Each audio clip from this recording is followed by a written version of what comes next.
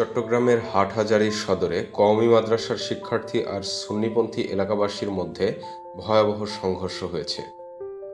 শনিবার রাত ৮টার দিকে শুরু হওয়া এই সংঘর্ষে ১.৫ শতাধিক মানুষ আহত হন। আহতদের স্থানীয় স্বাস্থ্য কমপ্লেক্সে চিকিৎসা দেওয়া হচ্ছে। এক প্রত্যক্ষদর্শী জানান, চট্টগ্রাম থেকে জশ্নে জুলুসের গাড়ি ফেরার পথে হাটহাজারী কওমি মাদ্রাসার শিক্ষার্থীরা ভাঙচুর চালায়। এরপর এলাকাবাসীর সঙ্গে তাদের পাল্টাপাল্টি সংঘর্ষ বাধে। হাটহাজারী বাস স্টেশনে আরও ৫টি গাড়ি ভাঙচুর করা হয়। টায়ার জ্বালিয়ে সড়ক অবরোধ করা হয়। ফলে চট্টগ্রাম খাগড়াছড়ি ও রাঙামাটি সড়কে যান চলাচল বন্ধ হয়ে যায়। রাত ১০টা পর্যন্ত থমথমে পরিস্থিতি বিরাজ করে।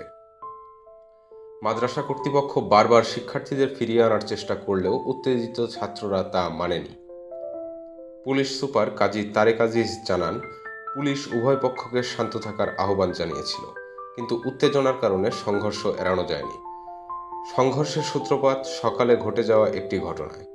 হাটহাজারী মাদ্রাসার সামনে দাঁড়িয়ে আরিয়ান ইব্রাহিম নামের এক যুবক অশ্লীল অঙ্গভঙ্গির ছবি ফেসবুকে পোস্ট করলে সামাজিক যোগাযোগ মাধ্যমে উত্তেজনা ছড়িয়ে পড়ে। বিকেলে পুলিশ তাকে ফটিকছড়ি থেকে আটক করে থানায় নিয়ে আসে। উপজেলা নির্বাহী কর্মকর্তা মোজাম্মেল হক চৌধুরী বলেছেন, অভিযুক্ত আটক রয়েছে এবং তার বিরুদ্ধে আইনগত ব্যবস্থা নেওয়া হবে।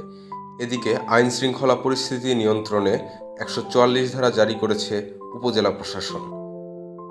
শনিবার রাতে হাটহাজারী উপজেলা নির্বাহী অফিসার মোহাম্মদ আবদুল্লাহ আল মৌমিনের সই করা এক আদেশে জরুরি অবস্থা জারি করা হয়। তিনি এলাকাবাসীকে সচেতন থাকার আহ্বান জানিয়েছেন এবং আশ্বাস দিয়েছেন, অপরাধীকে কোনোভাবেই ছাড় দেওয়া হবে না।